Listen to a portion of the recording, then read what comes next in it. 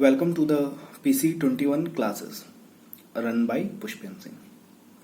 So today we will discuss about the distribution network management. Unit 4 है और आज हम इसके बारे में डिस्कशन करेंगे. ठीक है. So here concept of distribution channel. Distribution channels are systems of economic institution through which a producer of goods delivers them into the hand of their users. Richard Buskirk ने ये डेफिनेशन दी हुई थी. ठीक है. दूसरा देखते हैं. The term distribution channel connotes a route और pathway taken by product as they flow from the point of production to the point of ultimate consumption. क्या हुआ इसका मतलब? जो डिस्ट्रीब्यूशन चैनल होता है they are one kind of economic institutions. ठीक है. जो क्या करते हैं, प्रोड्यूसर से लेकर कंज्यूमर तक गुड्स और सर्विसेज को प्रोवाइड करते हैं. ठीक है. ये डिफरेंट टू डेफिनेशंस हैं, देख लीजिएगा आप इन्हें. Now here we are talking about the characteristics of distribution channel. So first one is route और पाथवे. क्या होता है ये रूट एंड पाथवे? एक्चुअली में चैनल ऑफ डिस्ट्रीब्यूशन एक तरह का रूट और पाथवे है जिसकी हेल्प से गुड्स एंड सर्विसेज का फ्लो होता है प्रोड्यूसर से अल्टीमेट कंज्यूमर तक. Second one is flow of goods. Distribution channel की वजह से flow of goods and services smooth and sequential रहती हैं. Third one is composition.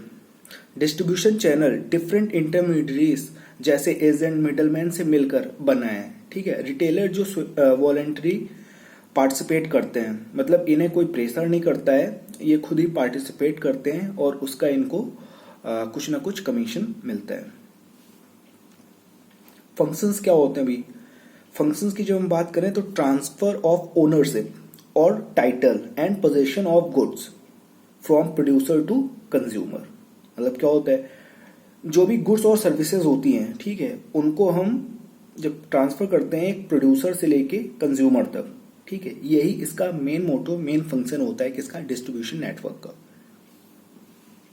And third one is fifth one is remuneration. जो intermediates distribution channel की तरह काम करती हैं उन्हें कमीशन मिलता है जो भी वो सर्विस प्रोवाइड करती हैं उसके बदले में. Now mercantile agents. ये हो सकते हैं कौन? Bank, railway, warehouses, insurance companies, promotional agencies and financial institution. जो मार्केटिंग सर्विसेज प्रोवाइड करते हैं लेकिन कोई मेजर रोल प्ले नहीं करते हैं, क्योंकि जो भी परचेज एंड सेल्स होती है उसमें नेगोशिएशन की कोई भी गुंजाइश नहीं होती है इसमें. इसीलिए मार्केटिंग पॉइंट ऑफ व्यू से देखें तो चैनल ऑफ डिस्ट्रीब्यूशन इंक्लूड करता है प्रोड्यूसर को, कंज्यूमर को और मिडलमैन को, जो एक्ट करते हैं इंटरमीडिएट्स की तरह प्रोड्यूसर और कंज्यूमर के बीच में. हम देखते हैं रोल ऑफ डिस्ट्रीब्यूशन चैनल. सो क्या रोल होते हैं डिस्ट्रीब्यूशन चैनल के? Distribution channel reduce the cost of any transaction. ठीक है. डिस्ट्रीब्यूशन चैनल क्या होता है? किसी भी ट्रांजैक्शन की जो कॉस्ट है उसको मिनिमाइज कर देता है. ठीक है. Distribution channel act as communication agent often guided the consumer in the right direction to fulfil their wants. Distribution channel क्या करते हैं? जो भी हमारा प्रोड्यूसर होता है, ठीक है, तो उसकी जो भी इंफॉर्मेशन होती है वो राइट इंफॉर्मेशन कंज्यूमर तक पहुंचाता है और एक्चुअल में कंज्यूमर को क्या नीड है, ठीक है, तो वो उसको राइट डिसीजन लेने में हेल्प करता है. Persuading and influencing the prospective buyers to favor a certain product and its manufacturer. अब ये तो हम सब जानते हैं कि जो भी हमारे न्यू बायर्स होते हैं, प्रोस्पेक्टिंग मैंने बताया था ना आपको पहले. क्या होता है प्रोस्पेक्टिंग का? मतलब होता है कि हम किसी भी न्यू कस्टमर को इन्वॉल्व जब करते हैं, ठीक है, तो इसमें क्या होता है, प्रोडक्ट को हम न्यू प्रोस्पेक्ट तक उसको सर्च करते हैं और जो भी प्रोडक्शन होता है उसको इंक्रीज कराते हैं. Now offering a pre sale and post sale services to consumer. अब प्री सेल और पोस्ट सेल, ये भी जो भी डिस्ट्रीब्यूशन चैनल होता है, ये ऑफर करते हैं प्री सेल और पोस्ट सेल सर्विस को। प्री सेल सर्विस आपको पता है, ठीक है, और पोस्ट सेल सर्विस ये दोनों हम डिस्कस कर चुके हैं, ठीक है। जैसे किसी चीज का भी आप एग्जांपल ले लीजिए, जैसे कार इंडस्ट्रीज का है, तो पोस्ट सेल में क्या होता है, पोस्ट सेल में, या हम अभी यूरेका फॉक्स के किसी हम वाटर प्यूरिफायर का एग्जांपल ले लेते हैं, ठीक है। तो इसमें क्या होता है, प्री सेल के पहले वो डेमो वगैरह देते हैं आके, ठीक है। पोस्ट सेल के बाद क्या करते हैं, आपकी सर्विसिंग और जो भी आपके फिल्टर्स हैं अगर वो डैमेज हो जाते हैं, जो भी उनकी सर्विसिंग होती है, तो उसके लिए वो कंज्यूमर को सर्विस प्रोवाइड करते हैं। Transferring a new technology to the users. अब भाई इसमें क्या होता है, अभी हम रोज देखते हैं कि कोई न्यू फोन आ रहा है, कहीं कुछ जो भी टेक्नोलॉजी न्यू आती है तो उसको हम कंज्यूमर तक पहुंचाते रहते हैं। Looking after all physical distribution functions, जितने फंक्शन डिस्ट्रीब्यूशन है उसको लुक आउट करते हैं।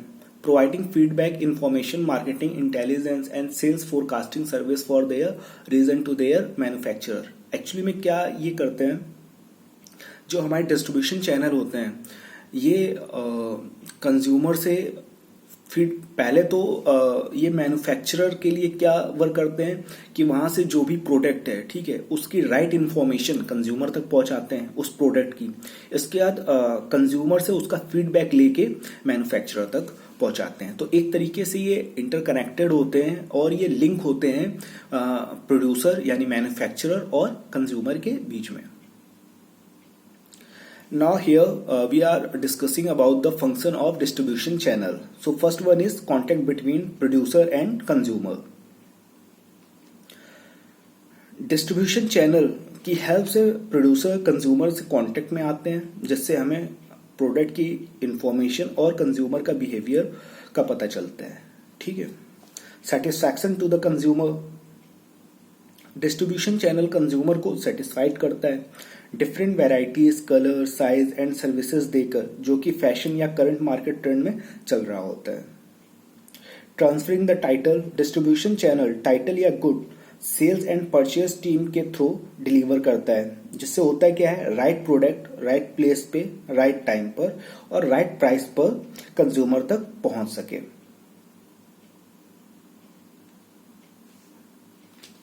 इसके बाद next one is fixing prices. Distribution channel time पर क्या करता है, मार्केट से रिलेटेड इंफॉर्मेशन, प्राइस और कंपटीशन की जानकारी मैन्युफैक्चरर को देते हैं, जिससे प्राइस फिक्स हो सके। अब एग्जांपल की अगर हम बात करें तो मिल्क इंडस्ट्रीज में अभी अमूल ने क्या किया था, अपने प्राइस को इंक्रीज किया था, ठीक है। तो इसके बाद नमस्ते इंडिया, पारस, यानी जितनी भी मिल्क इंडस्ट्री हैं उन सभी ने क्या किया, इंक्रीज कर लिया, क्योंकि अगर किसी के भी प्राइस में वेरिएशन होगा तो वन काइंड ऑफ मोनोपोली होने का चांसेस रहता है। अब मोनोपोली तो नहीं कहेंगे, बट वहां पे क्या होता है, जिसका भी प्राइस कम होगा तो वहां पे कंज्यूमर एकदम से इंक्रीज करे आएंगे, ठीक है। तो ये फिक्सिंग प्राइस में हेल्प करता है distribution channel. Next one is performing promotional activities. अब डिस्ट्रीब्यूशन चैनल बहुत सी एक्टिविटीज करता है, जैसे promotional advertising, personal selling, sales promotion. कई बार होलसेलर ओन एफर्ट से मैन्युफैक्चरर के लिए करते हैं, ठीक है। अब यहाँ पे रिटेलर्स भी कुछ करते हैं, जैसे कि कुछ एक्टिविटीज में पार्टिसिपेट कर लेते हैं, जैसे प्रोडक्ट को विंडो पर लगा लेना या उनके पैम्पलेट्स को लगा लेना, जिससे कस्टमर क्या होता है, अट्रैक्ट होता है। Next one is function of financing, ठीक है। डिस्ट्रीब्यूशन चैनल जो मैनेजर्स होते हैं डिस्ट्रीब्यूशन चैनल्स के, ये दो तरीकों से फाइनेंस करते हैं, ठीक है। फर्स्ट वन इज क्या होता है, ऑर्डर देते समय प्रोड्यूसर को एडवांस देकर, और दूसरा क्या होता है, कंज्यूमर को क्रेडिट फैसिलिटीज प्रोवाइड करके। Next one is function of distribution channel. So channel of distribution production की सेल्स को नियमित करता है। एक बार गुड्स तक पहुंचने का जो पाथ है वो तय हो जाने के बाद प्रोडक्ट को क्या करते हैं, सेल करते हैं, और सेल करने की जो प्रॉब्लम होती है वो ऑटोमेटिक सॉल्व हो जाती है। यह डिस्ट्रीब्यूशन की कॉस्ट को भी कम करता है, क्योंकि जाहिर सी बात है, अगर आपको फर्स्ट टाइम कहीं पे जाना है, आपको रूट नहीं पता है, तो बहुत ही time consuming and cost consuming होगा। बट अगर you know the path, so there is no difficulties to connect with them, ठीक है। इसके बाद फंक्शंस ऑफ कम्युनिकेशन इंफॉर्मेशन, जैसे ही मार्केट का एरिया इंक्रीज हो रहा है वैसे ही क्या हो रहा है, प्रोड्यूसर और कंज्यूमर के बीच में डिस्टेंस इंक्रीज हो रही है। इसलिए डिस्ट्रीब्यूशन चैनल इंफॉर्मेशन प्रोवाइड करता है और प्रोडक्ट सर्विस एंड क्वालिटी की प्रोड्यूसर से कंज्यूमर तक का फीडबैक कंज्यूमर से प्रोड्यूसर तक देता है। मतलब इसका सिर्फ इतना सा है कि जो भी हमारे डिस्ट्रीब्यूशन चैनल हैं ये क्या करते हैं, जो कंपनी जो मैन्युफैक्चर कर रही, जैसे मैंने अभी बताया था, कंपनी जो मैन्युफैक्चर कर रही है उसकी होल इन्फॉर्मेशन वो देते हैं किसको, कंज्यूमर को, कंज्यूमर से फीडबैक लेके वो देते हैं प्रोड्यूसर को। ठीक है, तो ये एक तरीके के इंटरमीडिएट्स होते हैं। जैसे मैंने बताया था डिस्ट्रीब्यूशन चैनल एक कनेक्टिंग लिंक है प्रोड्यूसर और कंज्यूमर के बीच में। Next one is help in production function. Producer middleman की हेल्प से मार्केटिंग प्रॉब्लम्स को दूर करके प्रोडक्शन फंक्शन पर कॉन्स्टेंट करता है। Next one is creating time and place utilities. अरे एक्चुअली में क्या होता है, कंज्यूमर को प्रॉपर प्लेस पर प्रॉपर टाइम पर गुड्स अवेलेबल हो सके, इसके लिए डिस्ट्रीब्यूशन चैनल वर्क करता है और different different time and place utilities को डिफाइन करता है। Now we are talking about the type of distribution channel. So types की जो हम बात करते हैं तो they are two type of distribution channel. First one is conventional and second one is non conventional. ठीक है, इसमें सबसे ज्यादा एग्जाम में पूछा जाता है वो कॉन्वेंशियल है। ठीक है, क्या होता है उसमें कॉन्वेंशियल में, direct and indirect two types होते हैं। इनडायरेक्ट के सब टाइप्स होते हैं 1 level, 2 level and multi level. Non conventional में क्या होता है, वर्टिकल एंड हॉरिजेंटल, जिसमें वर्टिकल में कौन से आते हैं, administered, contractual and corporate. So non conventional हम यही थोड़ा सा समझ लेते हैं। जब बात वर्टिकल की करते हैं, ठीक है, तो इसमें क्या था कि वर्टिकल में ये फेल्योर था कॉन्वेंशियल का। तो वर्टिकल में कंपनीज क्या करती हैं, खुद के ही आउटलेट्स को वो ओपन करती हैं जिससे कि उनकी जो भी सेल्स हो सके उस पर उनकी फुल कमांड हो। जैसे इसका एक एग्जांपल ले लेते हैं बाटा का या टाटा का। तो इनका क्या है, गुड्स और सर्विसेज के लिए पर्टिकुलर खुद की कंपनी के ही आउटलेट्स हैं। ठीक है, बहुत ही आपको कम मिलेगा कि बाहर इनकी चीजें मिल रही हैं। ठीक है, अगर बाहर मिल भी रही हैं तो वो एज इट इज होगा। सपोज जैसे MI के फोन्स हैं वो सिर्फ ऑनलाइन ही आते हैं। ठीक है, इसके बावजूद वो कई शॉप्स में क्या होते हैं, अवेलेबल हो जाते हैं। ठीक है, बट उनका बिल किसके नाम से होता है, वो ऑनलाइन नाम से ही होता है। तो इसका मतलब ये होता है कि अवेलेबल तो यहाँ हो गया बट एक्चुअल में ये प्रोडक्ट ऑनलाइन नहीं। ठीक है, उसी तरह वर्टिकल में क्या होता है, जो डिफरेंट कंपनीज हैं उनके जो आउटलेट्स हो गए, ठीक है, तो उनका जो मार्केटिंग कैप्चर होता है वर्टिकल फॉर्म पे वो खुद ही उसको देखते हैं। हॉरिजेंटल में क्या होता है, हॉरिजेंटल सिर्फ इतना होता है कि वन काइंड ऑफ जो रिस्क होता है उसको कम करने के लिए हॉरिजेंटल का यूज होता है। इसमें डिफरेंट डिफरेंट कंपनीज जैसे ACC हो गई, ठीक है, और तो इनमें क्या होता है कि ये डिफरेंट कंपनीज से मर्ज कर लेते हैं ताकि क्योंकि जैसे अगर कोई चीज सीजनल है या इस टाइप से है तो उनको ज्यादा लॉस बियर ना करना पड़े। ठीक है, क्योंकि कभी कभी क्या होता है भाई सेम प्रोडक्ट मैं भी बना रहा हूँ और सेम दूसरी कंपनी भी बना रही है, तो जाहिर सी बात है उसमें जो कस्टमर्स हैं वो बाइफार्गेट होंगे। ठीक है, कुछ मेरे पास कुछ उनके पास। तो इसमें क्या है, जो सीजनल चीजें होती हैं तो उसमें इन्होंने क्या कर रखा है कि अपने डिफरेंट कंपनीज से कांटेक्ट करके उनको मर्ज कर लिया है। ठीक है, जिनको शेयर्स बोले आते हैं, डिफरेंट डिफरेंट शेयर्स होते हैं ताकि जिससे लॉस होता है तो किसी एक को ही बियर नहीं करना पड़ता है। ठीक है, या प्रॉफिट होता है तो भी वो सेम इक्वल होता है, डिवाइड होता है। Now here we are talking about the conventional distribution channel. दो टाइप का होता है, डायरेक्ट और इनडायरेक्ट। डायरेक्ट की बात करें तो 0 लेवल एंड इनडायरेक्ट में 1 level, 2 level and multi level. Conventional channel for consumer products, ठीक है, जैसे मैंने अभी बताया ये 2 टाइप्स का होता है। एक्चुअली में कन्वेंशनल होता है, conventional channel are the fragmented network where in the manufacturer and the consumer are loosely linked by intermediates in the process of exchange. ठीक है, अब हम देखते हैं डायरेक्ट डिस्ट्रीब्यूशन चैनल। ठीक है, डायरेक्ट डिस्ट्रीब्यूशन चैनल में क्या होता है? This is the oldest, simplest and shortest type of distribution channel. Under this channel the producer directly sales his product to the ultimate consumers without any middleman. That is why it is called as direct channel and zero level distribution channel. इसमें क्या होता है? Manufacturer direct ultimate consumer तक अपना product sold out करता है. इसमें हमें किसी भी मिडलमैन की या इंटरमीडिएट्स की रिक्वायरमेंट नहीं होती है.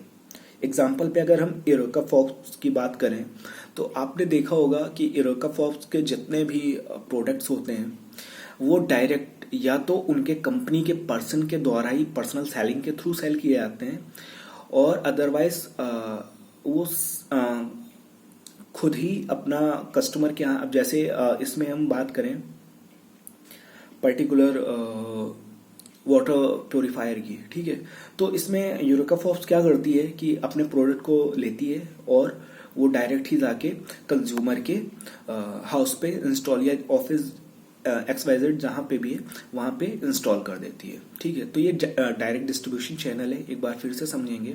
इसमें मैन्युफैक्चरर डायरेक्ट अल्टीमेट कंज्यूमर तक अपने प्रोडक्ट को सोल्ड आउट करता है. इसमें किसी भी इंटरमीडिएट्स की रिक्वायरमेंट नहीं होती है. एडवांटेज क्या होते हैं? एडवांटेज क्या है डिस्ट्रीब्यूशन चैनल के? वन सेकेंड, आई थिंक आप लोगों को थोड़ा सा देखने में इशू हो रहा है. Now we are talking about the advantages of direct distribution channel. ठीक है, एडवांटेज क्या होता है डायरेक्ट डिस्ट्रीब्यूशन चैनल्स के? Consumer get the product in their pure form. The price of product remain low because of less cost. It is economical method of selling. Close contact between producer and consumer. Consumers demand estimated directly by the manufacturer. मतलब क्या है? Consumers को उनका pure form जो भी product का होता है वो मिलता है, क्योंकि बीच में कोई इंटरमीडिएट्स नहीं है, तो प्रोडक्ट के फेक होने के चांसेस 0% होते हैं. प्राइस ऑफ प्रोडक्ट जो है वो ऑलवेज लेस रहता है. अब लेस का मतलब यहाँ नहीं है कि प्रोडक्ट बहुत ही चीप प्राइस पे मिल रहा है. एक्चुअल में जो भी उसकी मैन्युफैक्चरिंग कॉस्टिंग होती है उससे ही प्लस माइनस वो प्रोडक्ट कंज्यूमर तक उसी प्राइस पॉइंट ऑफ व्यू से मिल जाता है. बिकॉज इसमें जो इंटरमीडिएट्स और जो डिफरेंट डिफरेंट चैनल्स के एक्सपेंसेस होते थे वो नहीं होते हैं. ठीक है, तो इसलिए इसका जो भी एक्चुअल प्रोडक्ट का प्राइस होता है उसी प्राइस पे ये अवेलेबल हो जाता है. It is a economical method of selling. ये इकोनॉमिकल मेथड है सेलिंग का. जब भी कोई स्टार्ट करता है तब भी उसको चूज कर सकता है, या बहुत बड़ी जो कंपनीज होती हैं वो भी इसको अडॉप्ट करती हैं. Close contact between producer and consumer. जब प्रोड्यूसर ही कंज्यूमर तक प्रोडक्ट को सप्लाई कर रहा है तो इनके बीच में काफी क्लोज कॉन्टेक्ट होता है. फीडबैक जो होता है डायरेक्ट कंज्यूमर तक डायरेक्ट प्रोड्यूसर तक पहुंच जाता है, और जो भी इसकी डिमांड होती है वो डायरेक्ट मैन्युफैक्चरर्स को पता चल जाती है. ठीक है, इसके लिए किसी भी इंटरमीडिएट्स की रिक्वायरमेंट नहीं होती है और किसी का वेट करने का नहीं होता है. Now we are talking about the disadvantages of direct distribution channel. It is not suitable in case of mass production and sales at large scale. अब इसमें क्या होता है? लार्ज स्केल पे प्रोडक्शन और सेल्स सुटेबल नहीं है. क्यों नहीं है भाई? अगर आप 1 by 1 अगर कंज्यूमर के यहाँ तक प्रोडक्ट को सोल्ड आउट करोगे, ठीक है, रादर देन अगर मार्केट में अगर होती है, ठीक है, तो लोकल से वहाँ काफ़ी लोग परचेज कर लेते, ठीक है, बट आप उनको बाई होम अगर आप प्रोवाइड कराओगे, ठीक है, तो जाहिर सी बात है इट इज़ नॉट बल्कि. ठीक है, तो इस केस पे क्या होता है? मास प्रोडक्शन में काफ़ी इश्यूज होते हैं. सो ये मास प्रोडक्शन के लिए राइट नहीं है direct channel. It is not suitable when consumer are widely scattered. वही चीज मैंने बताया कि कंज्यूमर बहुत ही ज्यादा हैं, ठीक है भाई, डिफरेंट डिफरेंट एरियाज में बहुत ज्यादा स्कैटर्ड है. तो इट इज नॉट पॉसिबल कि जो प्रोड्यूसर है वो बहुत ही क्विक वे में और सेम डे में कंज्यूमर तक अपने प्रोडक्ट्स को वाइडली स्कैटर्ड कर सके. consumer has to pay a fixed price fixed by the manufacturer. यहाँ पे एक और इशू है, जो कंज्यूमर होता है उसको वही प्राइस देना पड़ता है जो मैन्युफैक्चरर फिक्स करता है. वैसे तो मुझे इसमें कोई ड्रॉबैक नहीं लगता है, बट हाँ ये वन काइंड ऑफ मोनोपोली है, क्योंकि अगर वो जो भी फिक्स करेगा क्योंकि वही आपको पे करना पड़ेगा. द सेल्स लेवल रिमेन लो, इसमें सेल्स लेवल जो होता है वो लो रहती है. At all the risk and losses lies with the manufacturer, इसमें किसी भी टाइप का रिस्क या लॉस होता है वो डायरेक्ट मैन्युफैक्चरर का ही होता है. Now we are talking about the indirect distribution channel. So indirect channel is one which the manufacturer sells his product with the help of intermediaries. The whole process of indirect channel of distribution look like a chain. ठीक है, इसमें 1 level, 2 level and multi level होते हैं. अभी हम discuss करेंगे 1 level distribution channel का, जिसमें मैन्युफैक्चरर क्या करते हैं, रिटेलर्स, इसके बाद कंज्यूमर्स. ठीक है, इसमें सिर्फ 1 इंटरमीडिएरीज होती है. Under this system, manufacturers sells their product to retailers and retailers sell them in turn to ultimate consumer. ठीक है, इसमें क्या होता है, जैसा मैंने आपको बताया, मैन्युफैक्चरर क्या करते हैं, रिटेलर्स को सोल्ड आउट कर देते हैं और रिटेलर वो रीसेल कर देते हैं कंज्यूमर्स को. The wholesaler and selling agent are totally eliminated. Wholesaler and selling agent इसमें नहीं होते हैं. It is suitable when the product are perishable. Actually में कभी कभी क्या होता है, प्रोडक्ट खराब होने वाले होते हैं, जैसे इसमें हम मिल्क या उससे बने ऐसे प्रोडक्ट जो डे और single day and double day पे अगर खराब हो जाती हैं तो उसके लिए हम इन चीज़ों का यूज़ करते हैं. Manufacturer to wholesaler is also preferred in distribution industrial goods. कुछ ऐसे गुड्स होते हैं जो जिसमें हम रिटेलर्स को ना प्रेफर करके होलसेलर्स को भी प्रेफर कर लेते हैं. दोनों का मीन्स एक ही है. यहाँ पे अगर हम होलसेलर को भी दे रहे हैं तो वो भी डायरेक्ट कंज्यूमर तक जाता है स्मॉल पैकेट्स में. इसमें ऐसा नहीं होगा कि मैन्युफैक्चरर होलसेलर को दे रहा है और होलसेलर रिटेलर को दे रहा है. इस केस में 1 लेवल चैनल पे ये पॉसिबल नहीं होता है. ठीक है, फर्स्ट थिंग. सेकेंड थिंग क्या होती है, मैन्युफैक्चरर होलसेलर को कौन से प्रोडक्ट देते हैं. एक्चुअली में मैन्युफैक्चरर जब कोई 1 यूनिट पर्टिकुलर 1 प्रोडक्ट अगर सोल्ड आउट करता है तो वो होलसेलर को दे सकता है. ठीक है, जैसे हम बात करें कि जैसे पर्टिकुलर सपोज करिए सिर्फ मिल्क आ रहा है, ठीक है, तो उसको हम होलसेलर को प्रोवाइड कर सकते हैं और होलसेलर कंज्यूमर तक वो प्रोवाइड कर देगा. होलसेलर यहाँ एज अ रिटेलर ही वर्क करता है. 2 लेवल चैनल. 2 लेवल में क्या होता है, मैन्युफैक्चरर इसके जो हायरार्की होती है वो होलसेलर के पास जाती है, देन रिटेलर के पास और इसके बाद कंज्यूमर के पास. There are 2 middle man in this channel, namely wholesaler and retailer. Under this channel the manufacturer sells product in large quantity to the wholesaler. ठीक है, the wholesaler distribute the product to retailers as per their requirement in small quantities. This channel is suitable most for the product which have widely scattered markets such as groceries, drugs, food items and shopping product.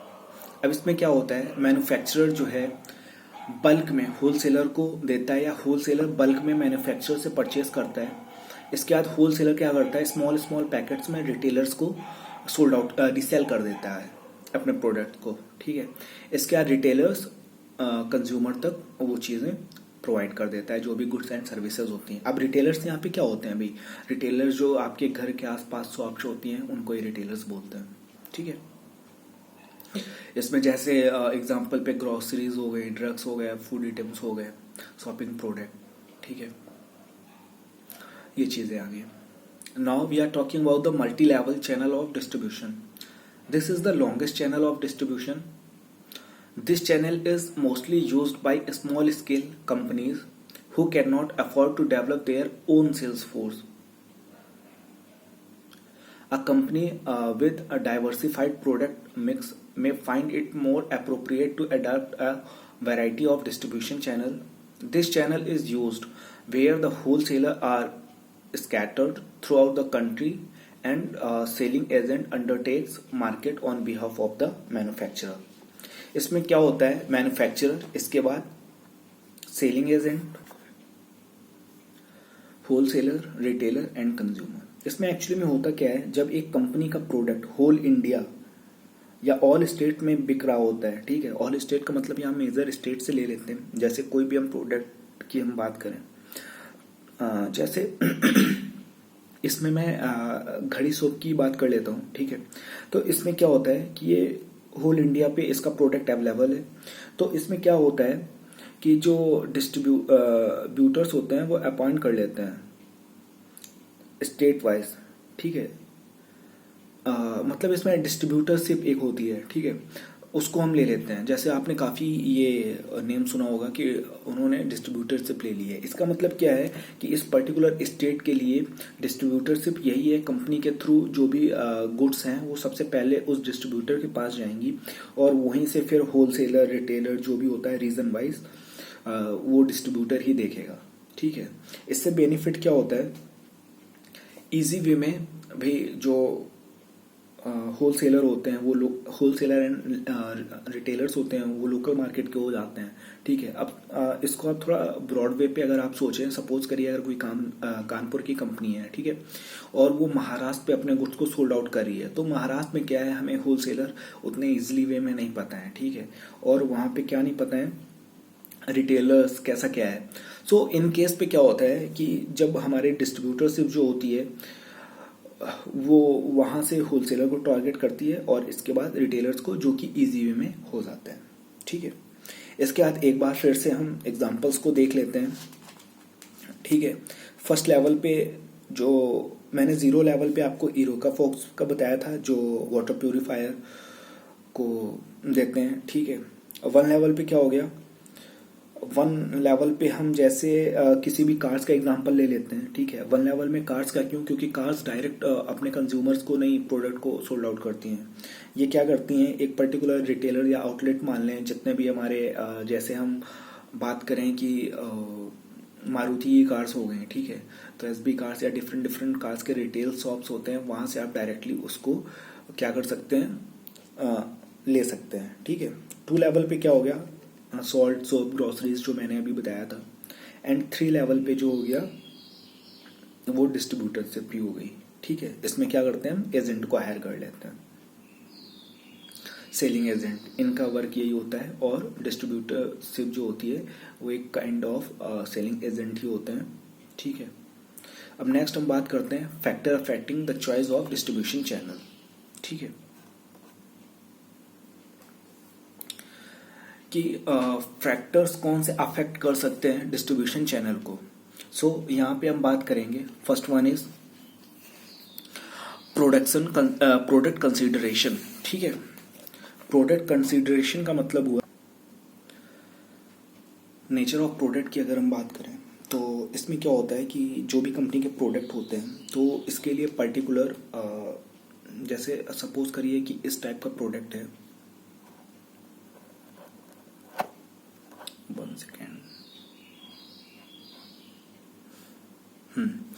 Nature of product की अगर हम बात करते हैं तो जैसे कि कोई हम मशीनरी प्रोडक्ट मान लें, या जिसके लिए पर्टिकुलर हमें किसी एक बंदे को या एक टेक्नीशियन को हायर करना पड़ता है कि उसके बारे में राइट इन्फॉर्मेशन प्रोवाइड कर सके, प्री सेल और पोस्ट सेल के बारे में, ठीक है। तो नेचर ऑफ प्रोडक्ट क्या है, ठीक है, डिफरेंट डिफरेंट टाइप के आप प्रोडक्ट्स हो सकते हैं। सो जैसे कि हम यूरेका फॉक्स का ही ले लें तो सबसे पहले जो वाटर प्यूरीफायर आता है तो इसके लिए प्री सेल और पोस्ट सेल ट्रेनिंग दी जाती है, ठीक है। प्री सेल का मतलब क्या हुआ कि वो कैसे वर्क करेगा, ठीक है, उसका यूज़ क्या है, तो नेचर ऑफ जो प्रोडक्ट है उसके बारे में इंफॉर्मेशन राइट डायरेक्शन पे प्रोवाइड करते हैं। पेरिसेबिलिटी, जब हम पेरिसेबिलिटी की बात करते हैं तो perishable product such as vegetable, fruits, milk, butter, bakery product etc. are sold directly to the consumer or sold through the middleman who have the special storage facilities, ठीक है। पेरिसेबल प्रोडक्ट का मतलब तो आपको समझ में आ गया ना, ऐसे प्रोडक्ट होते हैं जो जल्दी से खराब हो जाते हैं, ठीक है। तो उसके लिए भी क्या स्ट्रेटजी इसको यूज करना चाहिए उसको हम देखते हैं। Third one is unit value. ठीक है, product of high unit value like diamond jewellery and industrial machinery are directly sold to the consumer. ठीक है, इन्हें डायरेक्ट सोल्ड करना चाहिए, इनके लिए किसी मिडलमैन या इस टाइप की चीज़ों को हायर नहीं करना चाहिए। ठीक है, क्योंकि ये बहुत कॉस्टली होते हैं। जैसे डायमंड ज्वेलरी की अगर हम बात करें तो सभी अवेयर हैं इससे। ठीक है, वेट एंड टेक्निकलिटी। ठीक है, तो इसमें when the product are bulky, large in size and technically complicated. So in this case पे क्या होता है कि डायरेक्ट यूजर तक ही उस गुड्स को पहुंचाना चाहिए। ठीक है, उनके रीचेबल बनाना चाहिए। क्योंकि इस केस में होता क्या है कि अगर आप इसको आउटलेट्स पे भी ले आते हैं, डिफरेंट डिफरेंट जगह पे अगर इसको हम ट्रैवल कराते हैं तो इसके एक्सपेंसेस जो हैं वो इंक्रीज होते आते हैं। ठीक है, इसलिए हमें क्या करना चाहिए कि बीइंग अ कंपनी जो हमारे हैवी प्रोडक्ट हैं, और ऐसा होता भी है, आप देखेंगे जब भी बहुत ज़्यादा हैवी प्रोडक्ट होते हैं वो डायरेक्ट कंपनी से आप या एक पर्टिकुलर एरिया, जैसे कानपुर की अगर हम बात करें तो अगर कानपुर में उसका कोई पर्टिकुलर शोरूम होगा तो फिर वहाँ से डायरेक्ट ही आ जाते हैं। कहाँ पे? कंज्यूमर के पास। हो सकता है मे बी उसका बिल जो है वो हम अपने पास की शॉप से ही उसका बिल पास की शॉप ही प्रोवाइड करें। ठीक है, now standardize product. Standardize product का मतलब ये होता है कि अगर आपने कोई स्टैंडर्ड सेट कर रखे हैं, ठीक है, शेप, साइज, वेट, कलर और क्वालिटी को लेकर, तो आपका ईच यूनिट जो भी आप प्रोड्यूस कर रहे हैं तो उसमें ये सारी सिमिलैरिटीज होनी चाहिए। ऐसा ना हो कि डिफर करे।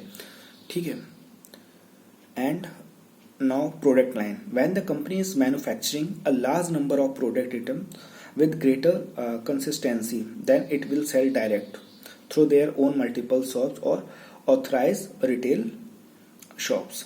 ठीक है, ये जैसे मैंने आपका टाटा बाटा एग्जांपल दिया था वही बोल रहा है। प्रोडक्ट लाइन का मतलब ये है कि अगर लार्ज नंबर ऑफ प्रोडक्ट्स हैं अगर किसी कंपनी के, ठीक है, मतलब एक कंपनी है वो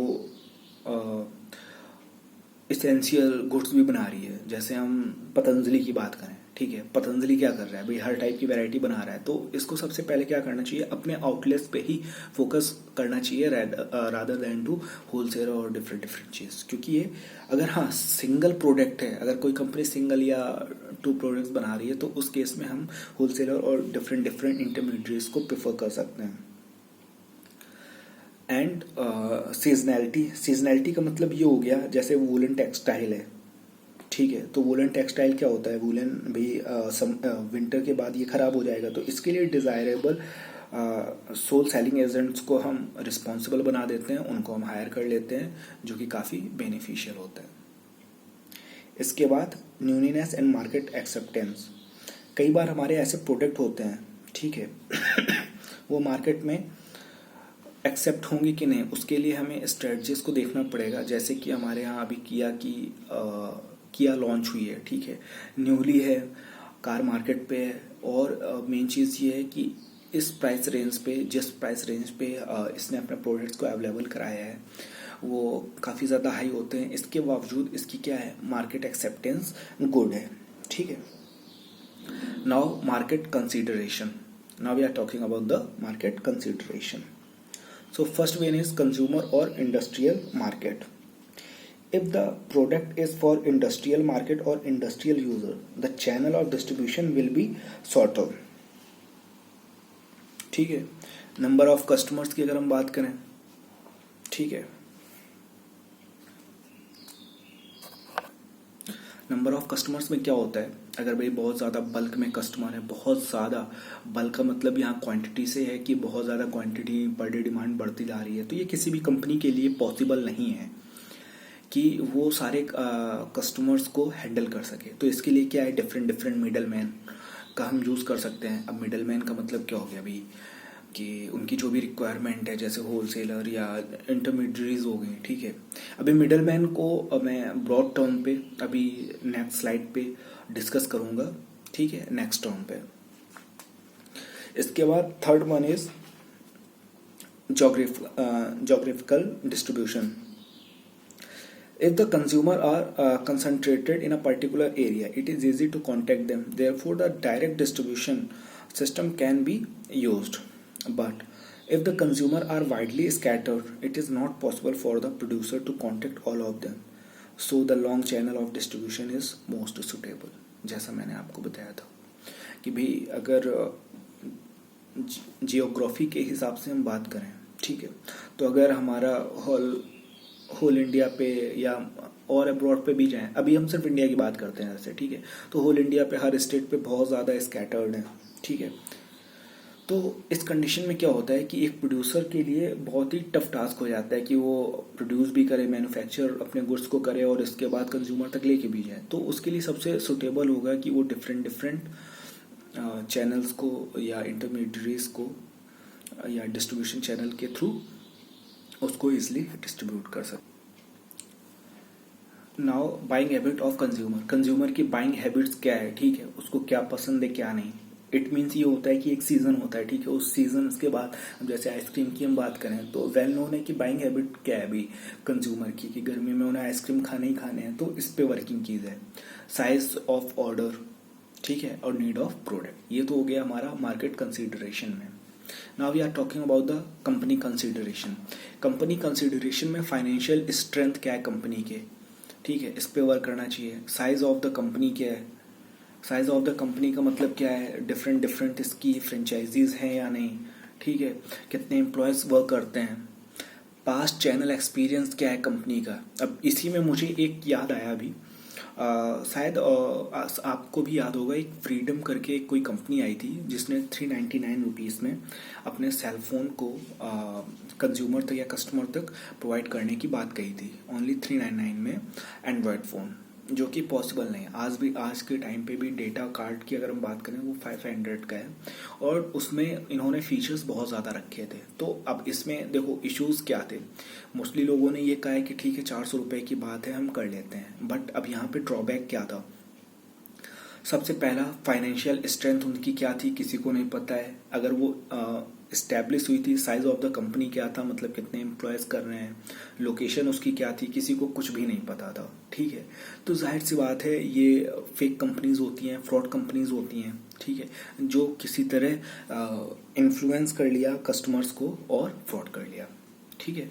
तो इसीलिए रेपुटेशन ऑफ द कंपनी, भाई रेपुटेशन तो तभी होगी ना जब वो कंपनी आई होगी, ठीक है, इसके बाद उसने कुछ वर्किंग किया होगा।